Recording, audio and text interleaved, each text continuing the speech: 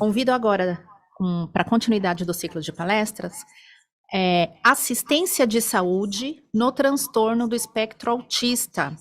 E convido para mediar a palestra, senhora Thais Zulato Lance. A Thais é graduada em Administração de Empresas, pós-graduada em Marketing e diretora técnica do QIMES, Centro de Metodologias em Saúde, da Secretaria Estadual de Saúde. Oi, Vanessa, obrigada. Bom, eu vou convidar a nossa palestrante. Deixa eu procurar ela aqui para colocar ela no destaque. Não estou conseguindo marcar. Pri, você consegue abrir a câmera para a gente colocar você como... Isso. Foi. A nossa palestrante é a doutora Priscila Lanzilota. Ela é fisioterapeuta, graduada pela Unisanta e especialista em fisioterapia pediátrica pela Unicamp, mestre em ciências da saúde pela Uniluz e docente em fisioterapia pediátrica também pela Uniluz. Priscila, seja bem-vinda. Muito obrigada por aceitar nosso convite para participar do nosso congresso. O tema da nossa palestra, como a Vanessa falou, é assistência de saúde no transtorno de espectro autista. Você tem 35 minutos e os 10 minutos finais vão ficar abertos para as perguntas dos ouvintes, tá? Então, fica à vontade, pode compartilhar a sua tela e com você. Olá, bom dia a todos. É com muita alegria que eu recebo esse convite e estou aqui hoje, nessa manhã, para partilhar um pouquinho desse assunto que faz parte aí da minha vida profissional, nesses longos 20 anos, e também faz parte da minha vida pessoal. Então, vou conversar um pouquinho hoje com vocês sobre assistência de saúde no transtorno do espectro autista, e vou começar a nossa palestra hoje falando um pouquinho sobre o que é, enfim, o transtorno do espectro autista, né? Por muito tempo, gente, a gente usou outros termos para se referir à pessoa com TEA. Mas hoje a gente tem uma definição muito bem esclarecida sobre o transtorno do espectro autista, que se refere a uma série de condições caracterizadas por algum grau de comprometimento. E aí eu acho que vale muito bem ressaltar esse algum grau de comprometimento, porque a gente vê fenotipos completamente diferentes em pessoas completamente diferentes dentro do espectro, que ocasionam comprometimento social, na comunicação e na linguagem. E isso se difere para cada indivíduo. A gente tem indivíduos de alto funcionamento, de baixo funcionamento, que requer uma supervisão maior ou moderada ou menor, né? A gente vai falar um pouquinho sobre essa condição. E tudo isso gera uma gama estreita de interesses. O que essa definição da Organização Mundial de Saúde quer dizer? Que cada criança, cada pessoa vai ter a sua particularidade, somos todos indivíduos únicos. Então, o que difere uma pessoa de outra, né? Isso, a gente não está falando só da pessoa atípica, a gente também está falando da pessoa típica. São as nossas características. E aí, a gente tem uma pessoa com um indivíduo com interesses muito particulares, ok? E aí, muitas vezes, as pessoas perguntam, nossa, e como é que está isso aqui no Brasil, né? Quantos casos a gente tem? Quantas crianças, quantos adolescentes, quantos adultos com TEA temos? Infelizmente, a gente não tem dados muito atuais, né? A gente tem hoje um dado mundial, que é baseado na população dos Estados Unidos. Eu deixo aqui em cima uma pesquisa que saiu em 2020, que coloca que nós temos um caso para cada 36 crianças de até 8 anos com TEA nos Estados Unidos. E aí, revertendo, a gente não tem dados para o Brasil, né? Mas a gente tem estimativas. E essa estimativa é baseada nessa conta que eles caracterizam como uma estimativa mundial, né? Se nós temos um caso para 36, quando a gente faz uma conta rápida, pensando que nós temos no último censo de 2023, mais de 215 milhões de pessoas aqui, a gente tem mais ou menos 5 milhões de crianças com TEA. Esse estudo no Brasil, tá? Esse estudo, ele fala de crianças até 8 anos, mas a gente já viu pesquisas de 1 para 54 em adultos. Então, assim, nós estamos hoje numa crescente muito alta de diagnósticos em TEA. E aí as perguntas são das mais diversas, né? Ah, mas por que está crescendo o número de pessoas com TEA?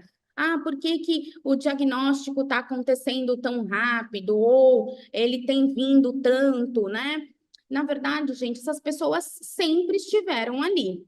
O problema é que o diagnóstico não acontecia, né? Antigamente, se demorava muito para detectar. Não tinha a visão que temos hoje sobre detecção precoce.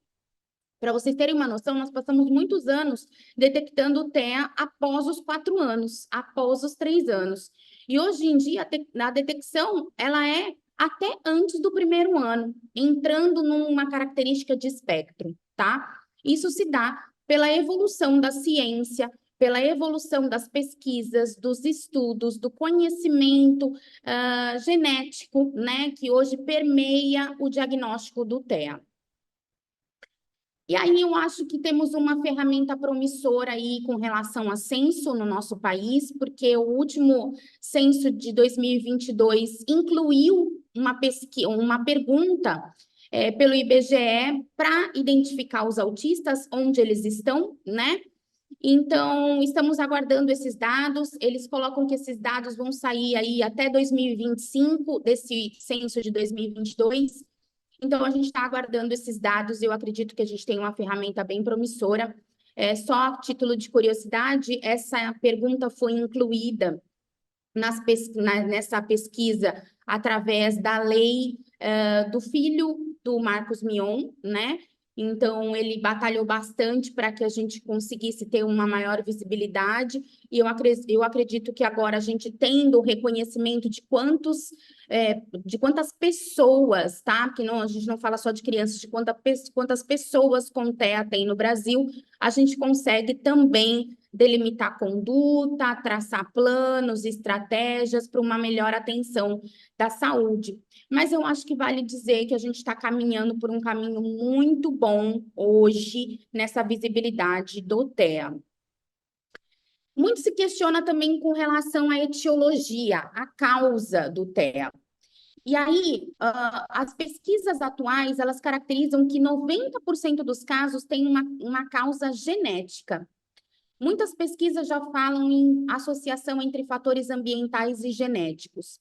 Caiu-se por terra todas aquelas falas relacionadas à vacina do sarampo, da cachumba, da rubéola, está associado com TEA. Não tem nenhuma pesquisa evidente que fale sobre isso. Não temos qualquer evidência que fale que qualquer vacina leva, né, a quadros de TEA. O que temos hoje na ciência falando sobre a associação entre fatores ambientais e fatores genéticos, sendo que o genético aí permeia entre 90% dos casos.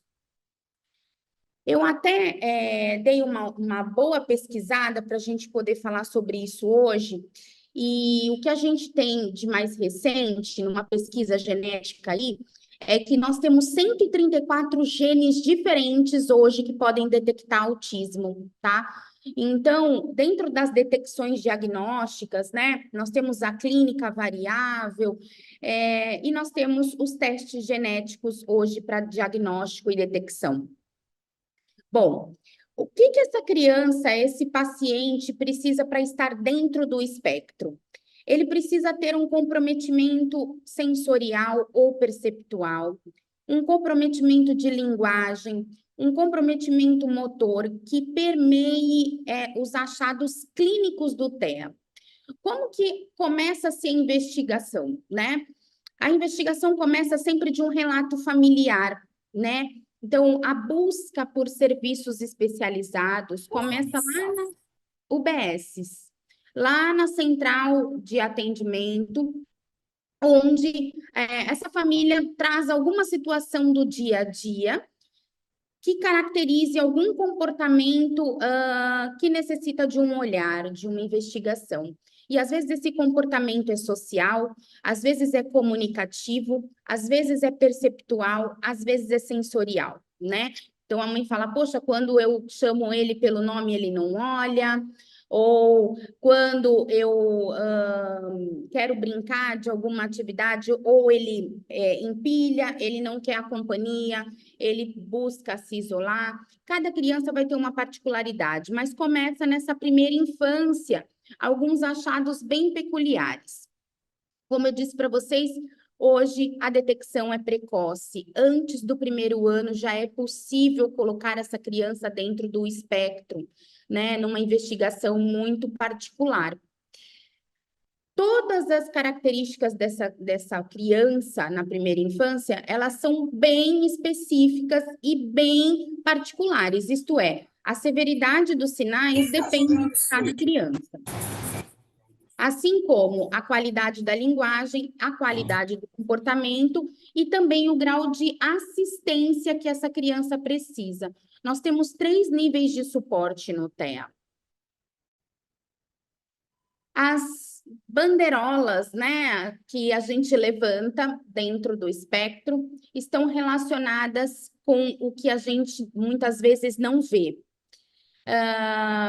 Não é possível hoje a gente só olhar e falar assim, nossa, essa criança é autista, essa criança... Não, a gente precisa investigar e a gente precisa muitas vezes investir nessa investigação.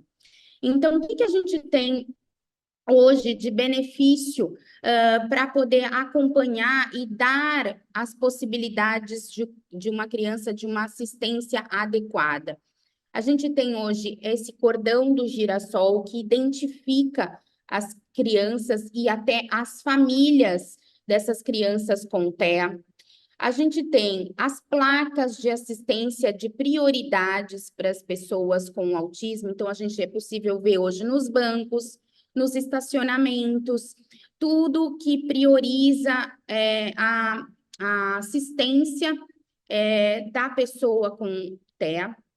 E tudo isso, gente, é um caminho a percorrer. Temos muita coisa a percorrer, né? Mas a gente está percorrendo um caminho de assistência prioritária e isso vem sendo melhorado ano após ano, né? Para quem trabalha muito tempo na área, a gente vê que muita coisa melhorou muito, né, em relação à saúde.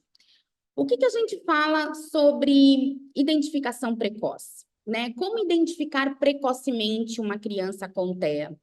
Nós temos alguns marcadores no primeiro ano de vida que são marcadores principais.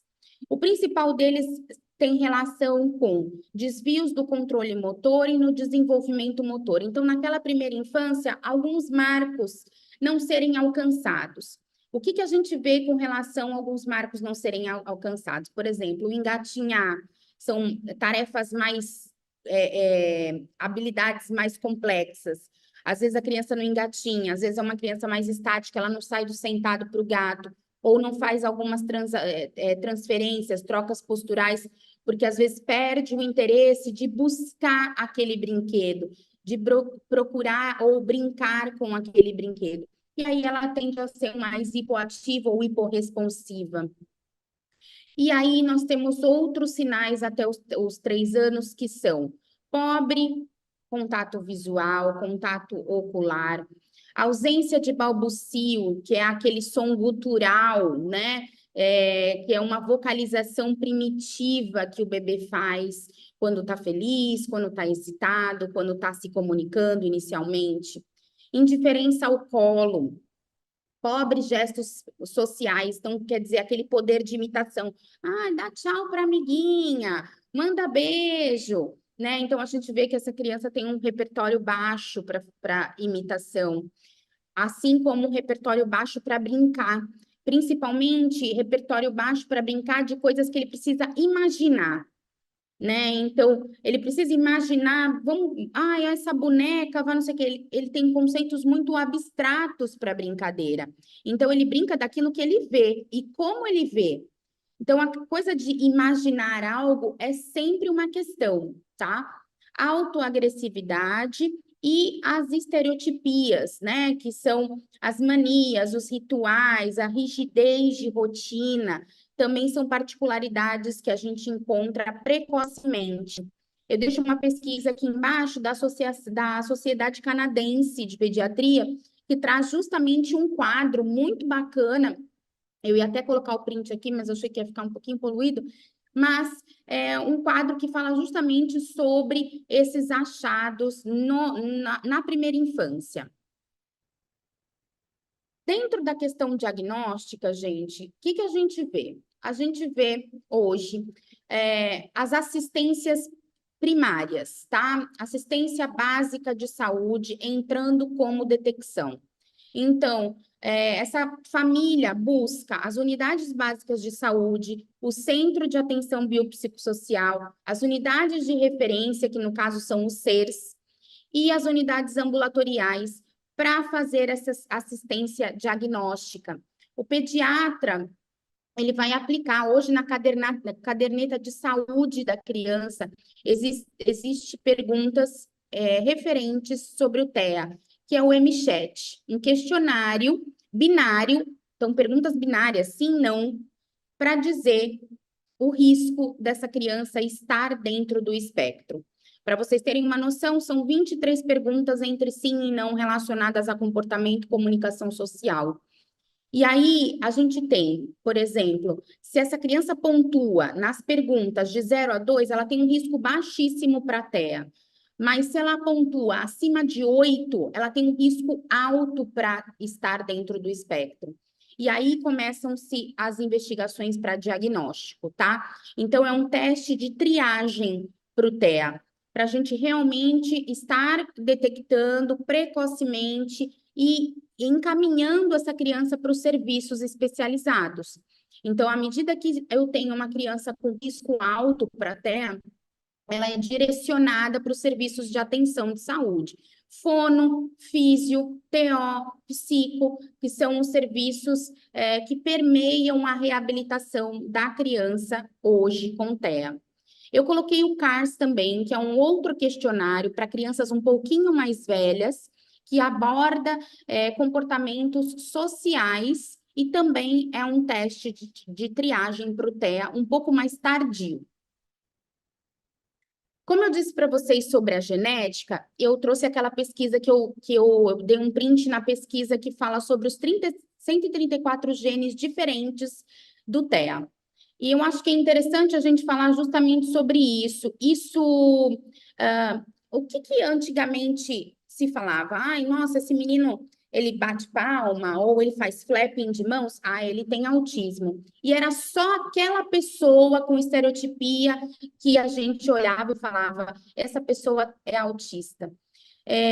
Hoje em dia, as particularidades do TEA são muito diferentes. E qual é a justificativa disso?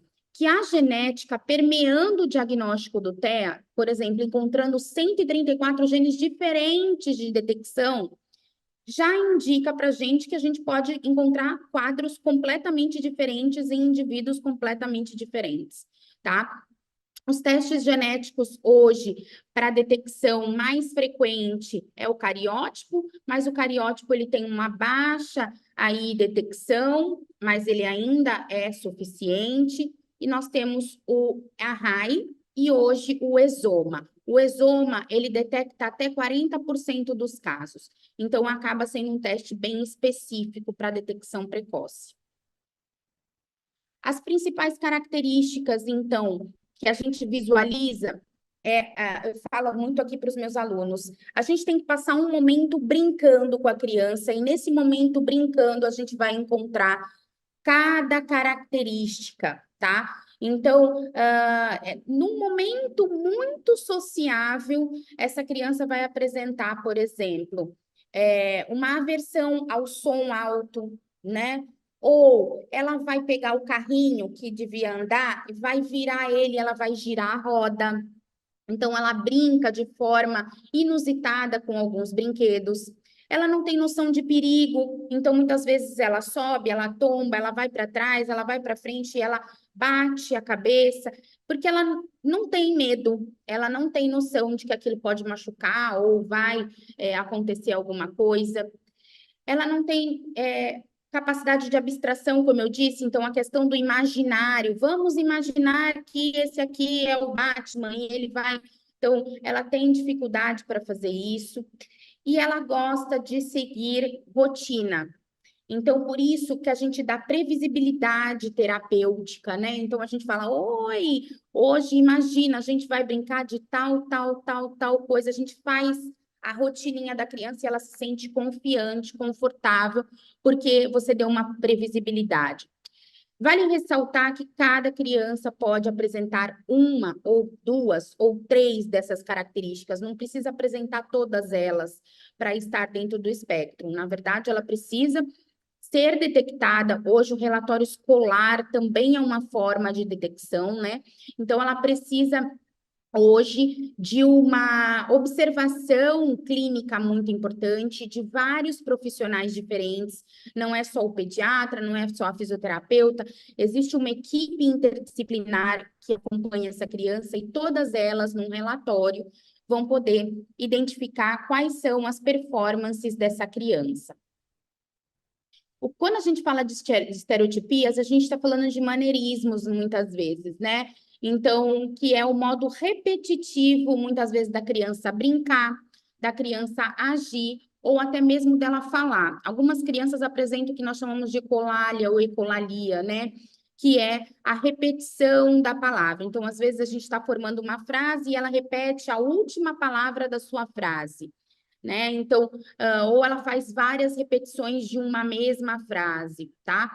Então, é um comportamento que muitas vezes ele não tem um significado funcional ou social, mas para ela é um conforto. Às vezes a estereotipia, ela traz um conforto para esse paciente, para essa pessoa. Mas quando a gente vai ver, isso está atrapalhando ela, muitas vezes, de interagir melhor com o meio. Como eu disse para vocês, existem 3 níveis de suporte no TEA, tá? O nível 1 é a criança que precisa de pouco suporte para realizar tarefas do dia a dia, poucas tarefas na escola. O nível 2 é um suporte moderado. É aquela criança que muitas vezes na escola precisa de uma assistência de alguém para executar tarefas escolares ou tarefas do dia a dia. Já o nível 3 é um suporte substancial, uma criança que precisa de mais recursos, tá? Eu trouxe essa classificação porque não é uma classificação do TEA, é uma classificação de níveis de suporte. A gente não tem mais aquela classificação entre leve, moderado e grave, por exemplo, esse menino é um TEA grave, né? A gente não usa mais esses termos, a gente fala em níveis de suporte. A gente fala se essa criança tem um alto nível de funcionamento ou um baixo nível de funcionamento, e a gente caracteriza o quanto ela precisa de suporte. Isso vem, gente, de uma humanização de serviço, né? Então, a gente está falando o tempo todo em humanizar os serviços. E, basicamente, a gente olhar e falar assim, poxa, essa criança é grave. O que seria uma criança grave? Né? Uma criança grave para nós, hoje, é uma criança que está na UTI, tentando sobreviver, né? Então, a gente precisa mudar o nosso olhar para algumas terminologias que não cabem mais, né? Então, a gente olhar para a funcionalidade hoje é o que requer uma assistência e traduz o que essa criança precisa. Então, hoje eu falar que é uma criança de alto funcionamento, que tem um nível de suporte 1 ou 2, né? Já me traduz o que eu preciso dar de assistência para ela e humaniza a minha forma de olhar. O que a gente tem de pessoas em volta dessa criança, dessa pessoa? Muita gente por trás disso, tá? Para esse indivíduo se estar incluído na sociedade hoje, a assistência de saúde precisa prover de uma equipe interdisciplinar. Então, hoje a gente tem, para que esse indivíduo se desenvolva, um neuropediatra, envolvido, um psiquiatra talvez envolvido, depende da necessidade de cada criança, um fisioterapeuta, e esse fisioterapeuta pode ser específico de cada área, então pode ser um fisioterapeuta que trabalhe com físio na água, um fisioterapeuta que trabalhe com cavalos, porque hoje a ecoterapia também é um recurso que dá muitos resultados. Um terapeuta ocupacional para trabalhar as habilidades ocupacionais dessa criança. O psicomotricista, porque essa criança tem alterações psicomotoras importantíssimas, hoje descritas na literatura. A gente passou muito tempo, eu como fisioterapeuta posso falar sobre isso, a gente galgou muito para que as pesquisas mostrassem a necessidade de um terapeuta motor. Então, um psicomotricista, um fisioterapeuta hoje trabalhando com a criança com TEA, porque a gente encontra déficit de lateralidade, de equilíbrio, a gente encontra alteração de noção corporal, noção espacial. Então, às vezes a gente fala assim, vamos passar por baixo dessa cadeira aqui, essa criança não consegue planejar o ato. Ó, será que eu passo por cima? Passo pelo lado? Passo por baixo? Então, assim, um planejamento motor alterado. Só que antes a gente não tinha o físio na equipe. Então, isso vem aí de uns 5 anos para frente, sendo bem otimista, tá? Porque eu estou vendo na prática mesmo com uns 3 anos isso. O fonoaudiólogo, que é o terapeuta que vai, na primeira infância, se preocupar tanto com as questões da alimentação quanto com as questões da comunicação. O psicólogo que faz elos, né? Entre criança, família, aceitação diagnóstica, que também trabalha muito com essa família e a equipe, né? Então, eu sempre falo que o psicólogo, ele, nossa, faz um trabalho tão incrível de alinhar todo mundo, sabe? Deixar todo mundo falando na mesma língua. O psicopedagogo, que dá as assistências escolares, o educador físico, hoje a gente tem pesquisas muito robustas de atividade física para crianças com TEA, gasto energético, foco, concentração, competitividade. A natação é um dos recursos mais procurados nas pessoas com TEA. O nutricionista, nessa questão alimentar, a gente tem muita coisa para falar aqui, que eu, óbvio, não tenho nem como entrar, mas as pesquisas, elas falam muito sobre o aporte nutricional, a necessidade da gente olhar para a nutrição com cuidado. O musicoterapeuta e o arteterapeuta, que fazem trabalhos incríveis, até para colocar essa pessoa na sociedade. A gente acaba encontrando dons muito específicos. As crianças pequenas amam a música e elas se desenvolvem através disso. Então, fazem um trabalho incrível. E o Elo, que é a assistente social, que faz toda a busca sobre os direitos dessa pessoa, principalmente em relação à condição socioeconômica mais menor, né? A gente tem muita coisa para galgar ainda nesse quesito, né? As famílias fazem muitas buscas necessárias.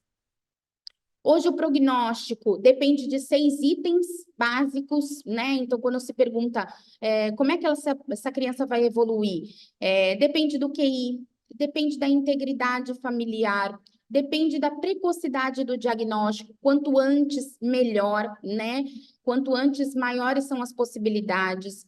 Depende da capacidade técnica profissional de quem está trabalhando. Existe uma equipe especializada em TEA, né? Hoje a gente precisa de uma equipe especializada em TEA. Ela tem muitas particularidades.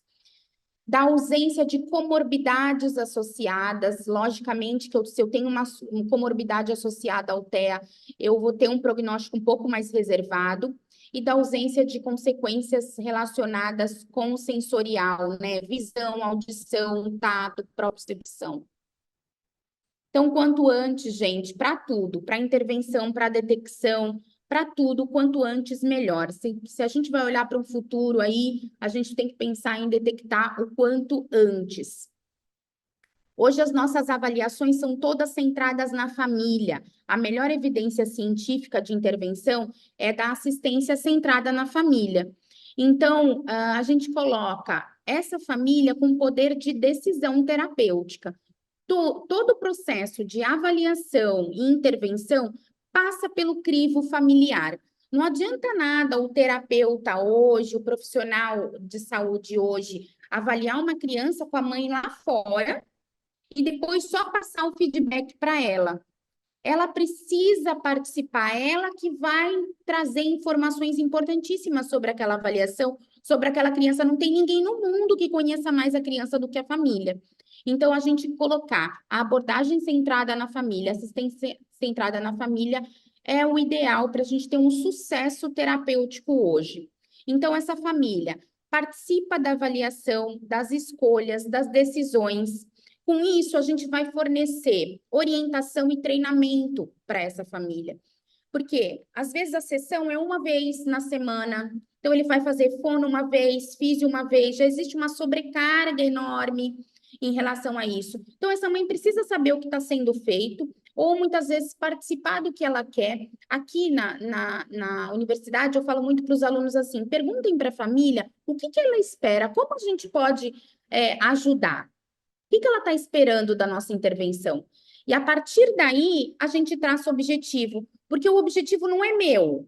O objetivo é da família, é da criança, é do dia a dia, né? Então, se no dia a dia a mãe está vendo questões que ela precisa melhorar, em cima dali que a gente vai trabalhar, não do que eu estou vendo em uma horinha de avaliação, tá? Então, a gente manter uma comunicação mais clara e efetiva vai funcionar, vai dar certo. Para as assistências gerais de saúde, a pessoa com transtorno do espectro autista, ela tem o direito ao acesso a todas as ações, serviços de saúde oferecidos hoje pelo SUS e também pelo plano de saúde, gente.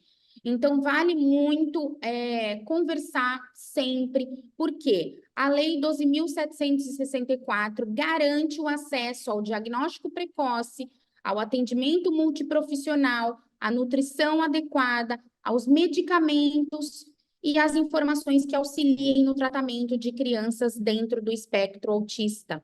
Eu trouxe algumas legislações no último slide, porque elas embasam e justificam tudo que a pessoa com TEA precisa. O tratamento hoje, gente, ele é particular para cada criança, para cada indivíduo. Se preconiza que o tratamento seja intensivo, isto é, semanal e diário, tá?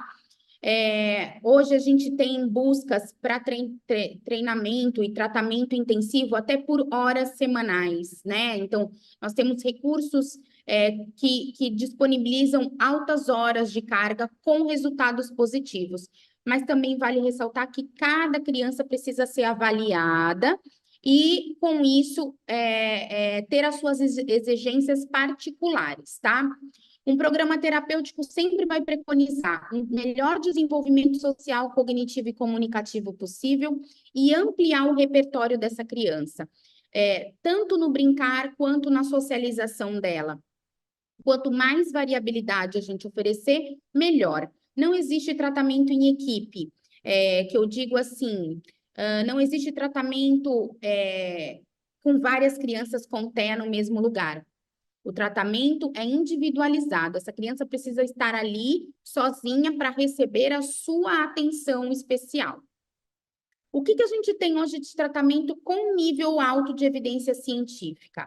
O modelo Denver de intervenção precoce, estimulações diárias e intensivas com ABA, com análise do comportamento aplicada, o método TEACH de ensino, a comunicação suplementar e alternativa sendo o PECS o mais utilizado, e as terapias de integração sensorial para o TEA. E tratamento sem evidência científica hoje, a gente tem dietas e suplementações com ácido graxo, ômega 3, probiótico, dieta especial, não tem alto nível de evidência. Quelação, MMS, ozonioterapia também não tem nível de evidência. Secretina, ocitocina e óleo essencial também não tem nível alto de evidência. E a psicanálise falando daqueles termos antigos que se falava que a carência afetiva levava uma criança com TEA. Termos como mãe, a geladeira. Ai, a mãe não deu carinho, a criança ficou com TEA. Não existe isso. A criança nasce com TEA, ok? Hoje a intervenção físio visa, ela é baseada no brincar terapêutico e nos aspectos da psicomotricidade. E por que que a gente bate tanto na tecla sobre o brincar? Porque a gente vai ter dificuldades operacionais para brincadeira, principalmente na questão imaginativa, mas também naquela questão de pegar o brinquedo, levar para a boca, na fase exploratória, né, da criança, lá no comecinho. E isso impacta na vida dela, porque ela acaba fazendo uma associação diferente dos brinquedos. E qual é a funcionalidade de uma criança no mundo, gente? É ela saber brincar. Então, a gente precisa sempre focar nas assistências terapêuticas relacionadas com o brincar. A gente tem várias possibilidades disso acontecer. Na ecoterapia, usando o cavalo como recurso terapêutico, as pet terapias também com os animais, a hidroterapia usando a água e os treinos psicomotores, pensando no psicomotricista e no terapeuta motor. Eu trouxe só a título de curiosidade a questão da educação, que é sempre uma assistência dificultosa. Hoje, um desafio maior sobre as crianças com TEA é com relação à educação. E aí vale ressaltar que todas as escolas do país devem aceitar a matrícula de pessoas dentro do espectro ou qualquer outro tipo de deficiência. Para vocês saberem, qualquer gestor escolar que se recusa a colocar uma criança com deficiência na escola, ele pode receber uma multa de 3 a 20 salários mínimos. E, além disso, a criança, o adolescente ou a pessoa com TEA que esteja matriculada em qualquer escola regular, se ela tiver um laudo de assistência, ela precisa de um assistente em sala de aula. Para finalizar, eu trouxe a legislação aqui. Então, a gente tem algumas leis que embasam o cuidado com a saúde da pessoa com TEA.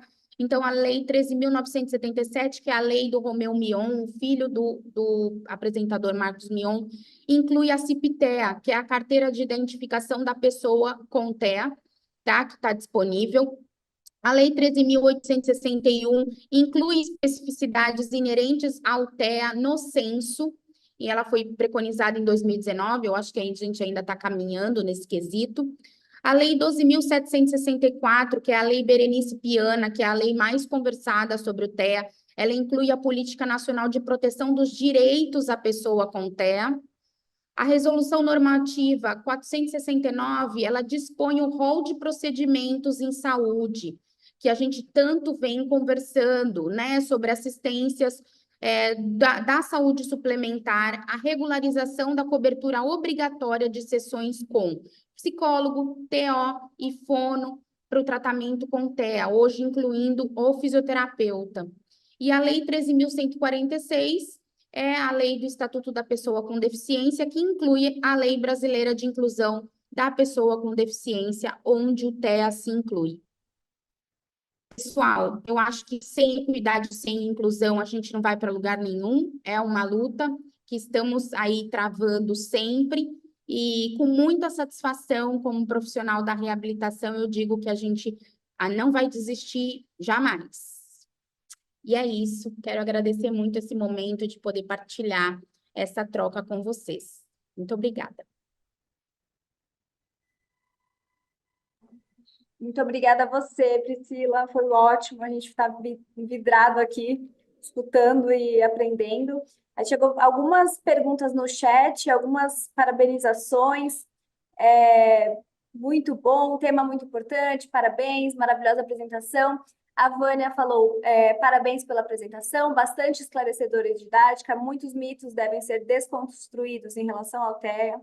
Agradeço a oportunidade, pois recebemos projetos para detecção na AB e me sinto mais apropriada para avaliar esses projetos. Muito legal.